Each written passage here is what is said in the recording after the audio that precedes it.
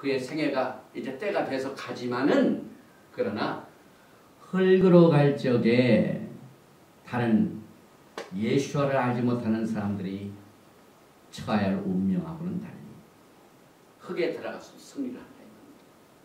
그래서 은혜가 사라의 향년에 주는 의미를 오늘 우리가 이 토라 포션을 통하여 배우게 됩니다. 그래서 그의 삶이 나이가 127년입니다. 127. 사라는 사실상 127년을 살았지만은 똑같은 이름을 가지고 산 건 아닙니다. 사레이라는 이름은 90년까지. 그리고 나머지 127년에서 90년을 빼면은 37년 동안은 세라 헤이가 붙어. 하나님의 은혜의 숫자, 하나님의 계시의 숫자 헤이보다 그 이름 속에서 헤이가 들어간 사라의 삶은 37년입니다.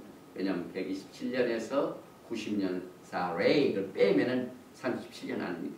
그런데 오늘 이 창세기 23장 1절 우리 토라 버전의 첫 번째 글자 바이후 카에 세라. 바이후는 become 나이를 먹게 되다 그 말이에요. 바이후 사라의 향에 이렇게 되다. 거기에서 보면은 이 첫 번 단어 바이후 이것이 숫자가 37입니다. 그래서 사라의 37년의 생애가 시작되었다가 끝을 맺었다. 이렇게 또 히브리 글자 속에서는 깊은 뜻이 있습니다. 그리고 그 바이후의 어원, 이 루트 글자는 하야. 하야가 무슨 뜻입니까? 이 하야, 양, 이게 보니까 여기 보십시다. 이 뿌리 글자가 여기 보니까 하얀데 여기 보니까 헤이, 요드, 헤이 이 굉장히 중요한 글자가 이 게다의 어원이 됩니다. 보니까 이 중간에 이 요드가 있죠. 그 다음에 오른쪽 헤이, 왼쪽 헤이가 있죠. 그런데 원래 요 어원의 진짜 바이오를 보면은 이 헤이의 가운데를 두고 오른쪽에 바, 요드, 왼쪽에 바, 요드. 굉장히 중요한 글자입니다. 그래서 우리가 이것을 보면은요, 하나님 여호와, 야훼, 하나님의 이름을 부를 적에 우리 여호해 바해 혹은 아도나이. 그래서 여호해 바해 여호와 하나님 요드 헤이 바 헤이 이것이 거기에 다 포함되어 있습니다. 여러분. 이게 얼마나 참 중요한 글자입니까? 그래서 하나님의 이름 요드 헤이 바 헤이가 들어가 있는 이것을 우리가 여기서 연결해 보니까 그가 너를 끝까지 연결시켜서 내 생기를 줄 것이다 하는 뜻으로 그의 생애가 시작됩니다. 나가 끝납니다. 그러니까 흙으로 돌아가지만은 5이라는 숫자로 승리를 하고 하나님의 생기가 그 가운데서 계속해서 사라를 붙들어준다 하는 이 뜻이 히브리 성경 이 구절에서 우리가 볼 수 있습니다. 또 이제 오늘 토라 공부의 제목 사라의 향년은 죽음을 말하기 전에요. 이 23장 1절에 죽는다는 말은 딱 한 번 나오고 살았으니 향년이니 아까 카에 사라가 23장 1절에서 몇 번 나오면 2번. 그래서 죽는 것은 한 번 나오고 사는 것은 생애는 몇 번 나옵니까? 2번 나옵니다. 그러니 둘이 싸워봐야 누가 이깁니까? 삶이 이 생명이 죽음보다 강하다. 그래서 이 사라의 삶을 통하여 여러분과 저에게 이제 죽음을 두려워하고 또한 인생을 살다가 실망하고 낙심하고 혹은 어떤 사람은 자살하려고 합니다. 어떤 사람은 병들게 되면 아주 자포자기합니다. 이렇게 생애 정말 그 여러 가지 소망을 잃어버리고 좌절 가운데 있는 자들에게 카예세라 사라의 생애를 보라. 그래서 생명 하나님의 생기를 불어주는 이와 같은 역할을 이 카예사라 토라 포션을 통해 여러분과 저에게 역사하십니다. 그래서 이 히브리 말로 어머니라는 말 이게 보니까 알렙하고 mem입니다. M 간단하죠. 엄마 M입니다. 이 M이란 뜻은요. 이 mem은 물을 말하죠. 그 다음에 알렙은 아주 strong 강한 자. 그래서 강한 물 그게 뭐냐면 생수 생명의 수. 사막에서 오아시스에서 나오는 이 물이 생명수가 어머니는 세라는 이삭의 어머니로서 이와 같은 역할을 그의 생애 가운데서 나타내주고 있습니다. 그래서 오늘 여러분과 제가 이제 이 토라의 말씀을 통하여 그 큰 분량을 우리가 이해하려면 굉장한 시간과 그 다음에 공부가 필요하는데 오늘 이 제한된 시간에 주어진 시간에 하나라도 우리가 꼭 알고 지나가는 진리의 훈련이 필요합니다. 아까도 제가 말씀을 드렸지만 이 사라의 향년 가운데 오직 37년만이 사라라는 이름으로 그가 살았죠. 그런데 이 37이라는 숫자가 또 재미있습니다. 왜냐하면 30이라는 히브리 글자를 가지고 있는 숫자를 가지고 있는 글자가 라메드. 그러니까 우리 예수와께서 목자장이 되시죠. 목자장 라메드 긴 양떼를 이끌어가는 이 지팡이를 들고 계신 예수와 라메드 30이라는 뜻입니다. 그 다음에 7이라는 숫자가 보니까 무기입니다. 자인. 그래서 그가 이 37이라는 말을 히브리 말로 풀이하면은 그가 언약 때문에 왜냐하면 이 자인이라는 말이 자르다 혹은 공격하는 무기 혹은 언약을 사실 아브라함이 서컴시션을 할 적에 할례를 할 적에 뭘 했습니까? 돌로 무기를 삼아가지고 사람이 잘랐습니다. 그건 뭐냐면 이제 뱀의 후손으로부터 이제는 더 이상 내가 상관이 없다는 거예요. 잘라버리면 굿바이 사탄의 후예요. 떠나가라 그 말입니다. 하나님께서 딱 설명시켰어요. 그래서 이 무기는 사탄을 멀리하는 또 이 도구로 사용되는 이것 때문에 그 할례가 뭐가 되냐면 언약이 됩니다. 카베넌트가 이제부터는 너는 내 사람이다 라는 뜻입니다. 그래서 언약입니다. 그래서 이 7이라는 숫자가 언약입니다. 그래서 이 라메드 목자장 대신 예수와 그 다음에 이 자인 이 언약 이것을 풀이를 해보면은 예수와께서 언약 때문에 잘려진 목자에게 사라를 연결시켜가지고 생기를 부어주실 것이다.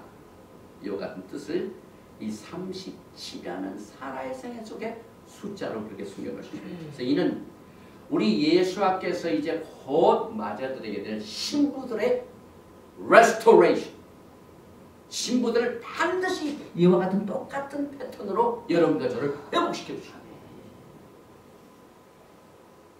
구약에 나와 있는 모든 우리 믿음의 선조들에 있었던 그 생애의 사건들은 전부 후년에 여러분과 저의 예언입니다. 그래서 어머니 같은 이 사라의 생애 그걸 통하여 우리 모두가 다 제2의 아담이신 예수와의 신부입니다. 사라가 그 역할을 합니다. 그래서 예수와께서 그 신부들을 어떻게 레스토레이션 하는가 어떻게 회복을 시켜주신가 어떻게 영원한 삶으로 인도하신가 그래서 결국은 예수와께서 신부들을 회복시켜서 영원한 생명 카예로 인도하신다는 메시아 예수님의 예언적인 메시지가 사라 헤이가 붙은 이름이 달라진 37년의 생애를 통하여 이 메시지를 여러분과 저에게 선포하고 있습니다. 그래서 이것이 신부의 죽음에서 선언된 메시지.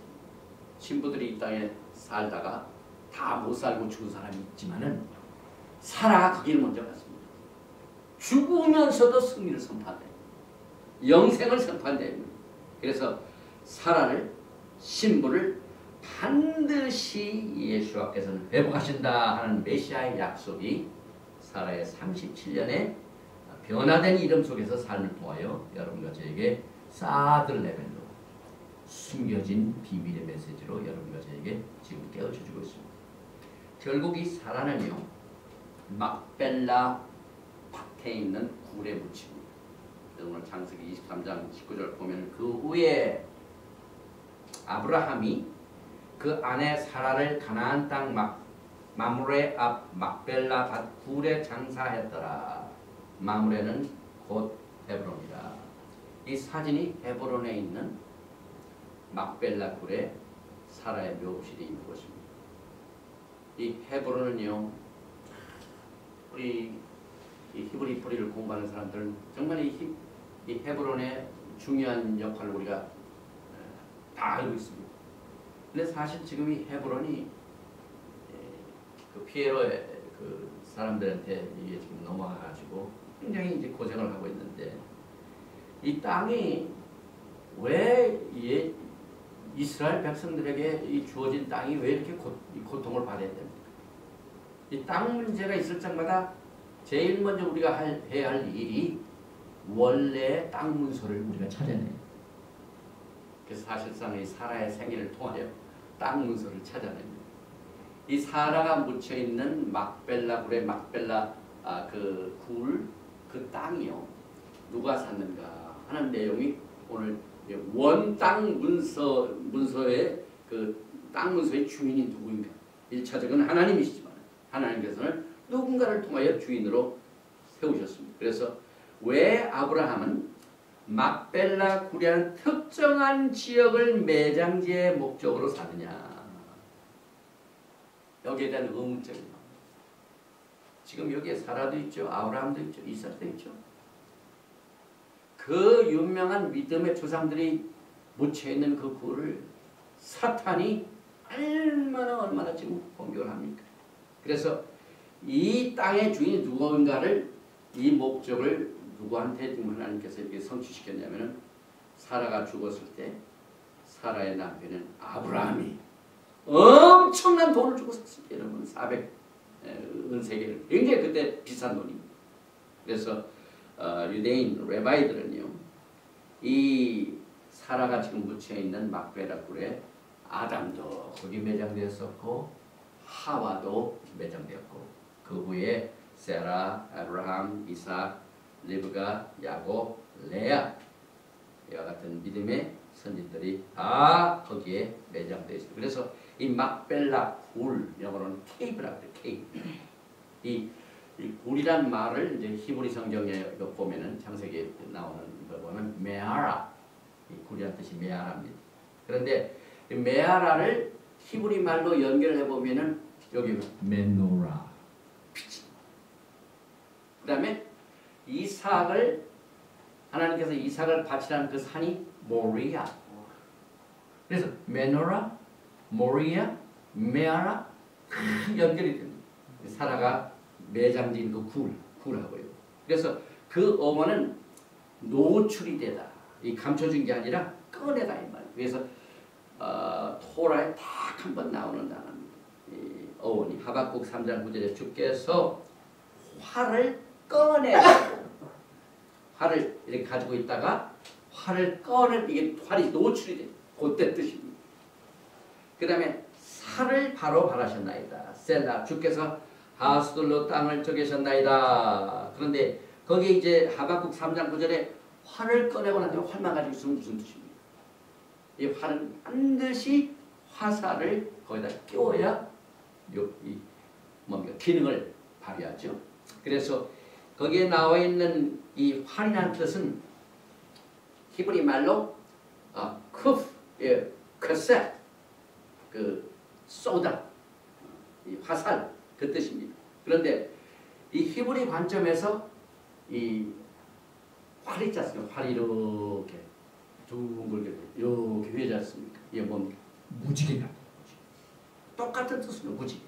그래서 지금 이 메노라, 모리아, 그 다음에 하박국에 나와 있는 이 노출되다 하는 이 어원의 뜻, 이것을 전부 이렇게 연결시켜 보면은요, 달을 향하고 있는데 종말의 신부의 회복을 여기서도 의미합니다. 그러니까 굴 속에 묻히는 사라의 생애를 통하여 하나님께서 이 신부들이 어떻게 예수와의 구속의 사역을 통하여 구원받게 되고, 그 다음에 하나님께서 그를 지켜주시고 신부로 회복시켜 주신다는 이것을 일일이 말씀 속에 이렇게 숨겨놨습니다. 그래서 여기에 이제 활이 이제 히브리 말로 카셋, 굽, 신, 탑. 이제 탑은 뭐냐면 언약을 말해요. 언약을. 그 다음에 신, 강한 힘이죠. 이 쿠프는 이게 보니까 이 쿠프 다음에 신하고 탑. 그 다음에 이 발음을 셰트라고 셋. 이 두 글자는 원래가 우리가 입는 옷, garment, 옷의 어원입니다. 그래서 결국은 여기에 보니까 이 뜻은 모르면 빛의 옷, 무지개가 들어있는 빛의 옷. 그 다음에 하나님께서 우리에게 언약으로 주신, 탑으로 주신 무지개, 이것을 여기에서 뜻하고 있습니다. 또 이 말씀을 다시 정리를 해보면은 과거의 하와는 사탄을, 뱀을 만났을 때 노출이 됐죠. 그래서 하와 같이 노출되고 벌거벗은 상태와는 달리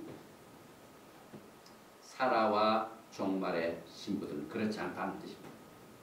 사라가 굴에 매장되었을 때 부정케 되는 입장에서 노출되지 않고, 사실 성경에 보면 일단 죽으면 그것이 언클입니다. 그래서 장례식에 가면은 참석한 그 자체가 부정케 됩니다. 그런데 하나님께서는 그 부정케 되는 입장에서 노출되지 않고 야훼 하나님의 빛, 그의 무지개의 빛을 신부들에게 옷으로 입혔습니다. 빛의 옷을 입혔습니다. 이것이 신부들의 회복입니다. 우리가 예배를 드릴 적마다 하나님의 성령께서 말씀으로 역사하시되 그 말씀을 그 빛입니다. 제가 지난번에도 노아 때 노아가 하나님께서 언약으로 줄 적에 무지개를 주신 말씀은 빛하고 음성은 같이 가. 우리가 예배 드릴 적에 하나님의 막 영광을 찬양하고 토라의 말씀을 선포할 적에 그것을 통하여 신부들에게 막 부정케 된 상태에서 하나님의 빛의 옷을 전부 다 입혀줍니다. 그래서 우리가 신부들은 우리가 뭘 입어야 된다고? 세마포 옷을 입는다. 세마포 옷을 입는다. 그러면 무슨 뜻입니까? 가르먼트. 빛의 옷은 하나님께서 신부들을 입혀주십니다. 이것이 히브리 뿌리 관점에서 하나님께서 마지막 때 신부들을 어떻게 회복시키냐 하는 것을 종말을 처음부터 선포합니다. Declare the aim from the Bereshit. 종말을 요한계시록에서 찾으면은요, 일부는 알아요. 그러나 그냥 희미한 그림만 알아요. 그런데 창세기에서부터 종말을 연구하면은요, 그게 뭐가 오냐면은요, 디지털 카메라. 이 막 포커스가 뚜렷하게 맞이하는 그 모습이 나타납니다. 그래서 오늘 이 사라가 죽는 장면, 우리 인생은 다 죽게 돼 있죠. 흙으로 가는 삶, 운명이 아닙니까? 그런데 흙으로 갈 적에 참 우리가 두려워하는 것이 뭐냐면 죽음이 참 두려움이죠. 그런데 그 토라의 원칙에 보면은 흙에서 흙을 먹고 사는 이 사탄이 제일 기다리죠. 그런데 하나님은 빛의 옷으로 덮여서 지키시는 하나님의 언약의 말씀의 빛으로 보호하십니다. separation. 우리를 선별시킵니다. 우리가 토라 공부를 할 적마다 바르가타 아도나이 엘로히노 멜렉하고 아시 키르시아노 베미스보다 베스반 라오스 sanctified with your commandment. 하나님의 생명의 말씀이 선포될 적에 우리를 계속해서 섬기십니다. 섬기신다는 것은 빛의 옷으로 다 입히셔가지고 부정케 되는 것들하고 사탄의 공격하고 사탄의 모든 역사를 방어시키고 디펜드시킵니다. 원래가 이 separation, 하나님이 선별시킨 것은 방어를 의미합니다. 광야에서 하나님께서 어떻게 방어하셨습니까? 성막을 울타리에 탁 거셔가지고 그 그 안에 성막을 짓고 그 주변에 12지파들이 다 방어되졌습니다. 하나님이 그것을 통하여 성별시켜 주십니다. 그래서 야훼 하나님의 빛이 하나님의 말씀의 언약이 여러분과 저에게 옷으로 입혀집니다. 그래서 사실상 우리가 이 탈이 이렇게 믿고 있는 것은 하나님의 권위, 하나님의 프로텍션, 하나님께서 우리를 다 안아주시는 거죠.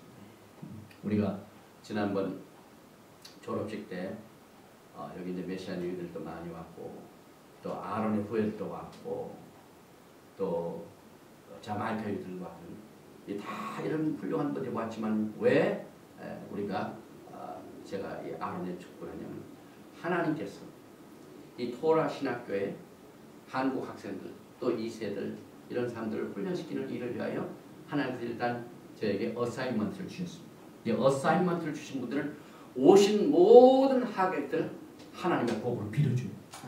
그래서 기도할 적에 이렇게 손을 드는데 이 기도 자체가 우리는 기도할 적마다 막 사람들에게 떨어지고 하고 이게 축복해서 받은 것 같지만 기도했다면 그 기도는 항상 방에 오르면 올라가요. 향기와 같이 올라가요. 이 올라가는 기도가 하나님의 마음을 움직여서 토라의 말씀에 그 언약에 하나님께서 매신 분입니다. 하나님은 그 언약에 굉장히 충성스러운 분입니다. 그래서 우리가 이 토라 포션을 통하여 우리가 기초를 공부하는 이유는 우리가 토라 포션에 나와 있는 하나님의 언약을 확 붙으면요 사탄이 꼼짝 못합니다. 언약을 붙든다는 그 자체가 우리 예수께서 우리에게 빛의 옷으로 주신 그 빛의 옷을 확 붙드는 겁니다. 이 전쟁 때에 총알을 막 쏘는 걸 막혀요. 이거는 뭘 입냐? 방탄복을 입지. 여러분 방탄복. 사탄이 막 불화살을 쏘도 쫓지 못해. 하나님의 강한 빛의 옷이 레인보우